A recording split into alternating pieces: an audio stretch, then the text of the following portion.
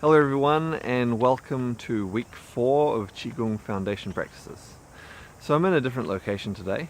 That bridge where I often film these little videos, it's been raining a lot here lately, and so the water's flowing so strongly under that. I was a bit worried it might interfere with the sound a bit much, so I'm somewhere else and it's got a little bit of atmosphere. So anyway, alright. So there were a lot of really good questions again this week, so make sure you check the answers to those out in the email that this link comes in. There was one that I will demonstrate some things for, but I'll leave that till the end of this video. So some of the questions were about, remembering the exercises and things like that, and that's actually going to be our focus for the next couple of weeks. This past week it was just doing the exercises, following along to become familiar with them and the feel of them. Now your aim is to remember them. So in the course materials this week there are individual videos of each exercise.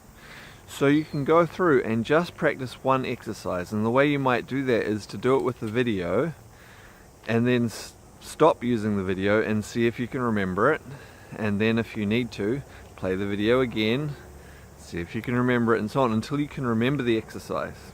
And just do that with one exercise, and then once you think you can remember one, do it with another exercise, and then see if you can do both exercises and remember it, and little by little build up until you can remember all 12. So you might just focus on 1 or 2 exercises a day, remembering it, and cumulatively add them up and see if you can do them in order.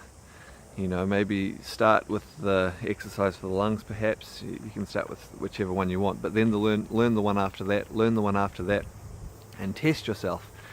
Can I do 2 in a row? Can I do 3 in a row? 4 in a row?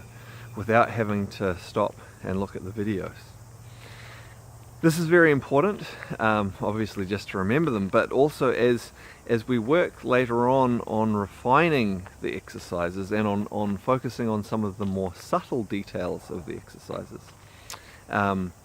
It's very hard to focus on those details of like what's happening with the meridians and how this affects your emotions and organs and so on if you can't remember the movement. It's going to be much easier if you can remember the movement to be able to free your attention up to focus on those more subtle exercises or subtle aspects of the exercises. Of course, once you remember the exercises as well, it will also let you do things like do them faster or slower, because you're not having to follow the video, so you can adjust your speed, you can do more or less repetitions, and things like that. So, very simple.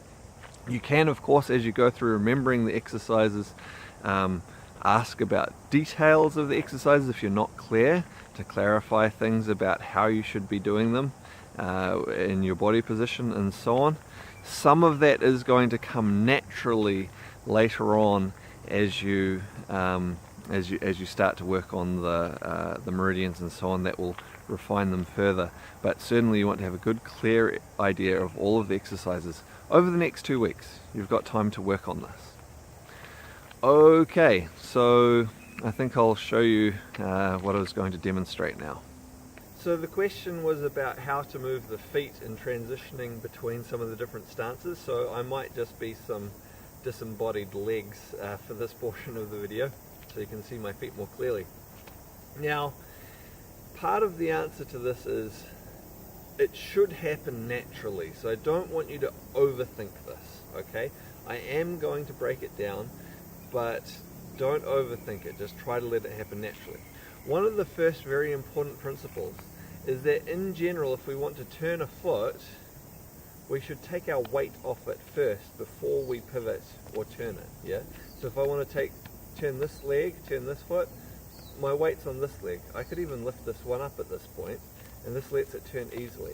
If I want to turn this leg, I'm generally not going to do it while my weight's on it. I'm going to shift my weight and then turn it. And that's why sometimes there's a little bit of a backwards and forwards movement during a turn as we're changing stances.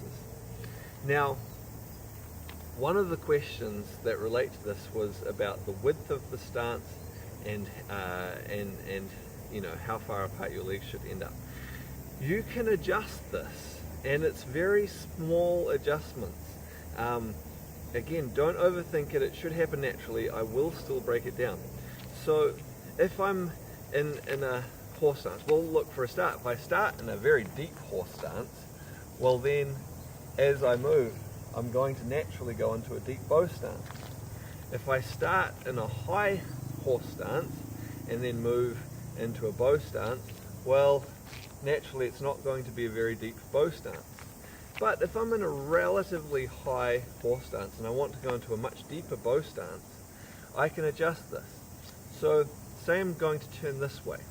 With my back leg, if I want to stay in a high bow stance, if I pivot on my heel, my leg gets closer and the stance is going to be relatively high.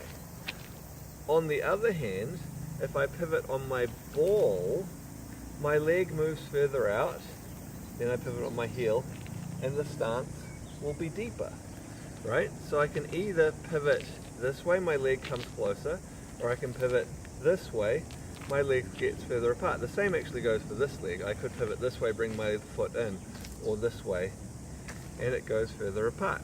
So just little changes of how you pivot your foot will result in quite a difference in how far apart your legs are.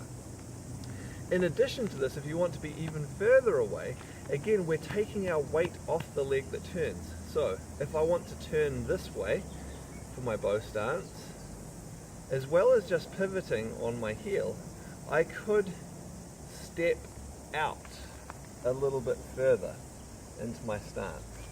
I'll take the weight back off. So again, I want to go the other way. If I want to go a little bit narrower, I could step in as I turn, or if I want to go further, I could step further out into the stance. So there's lots and lots of tiny little adjustments that you can make. Okay, so I hope that's helpful. Again, those little details, pivoting on your ball, pivoting on your heel, hopefully that's useful to you, but don't overthink it. If you can get caught up too much in thinking too hard about how to do some of that. The thing is, just put your legs into the position where you want them to be, and it'll tend to happen naturally. Okay, I hope you enjoy your practice this week, and I look forward to hearing from you with your questions and progress reports at the end of the week.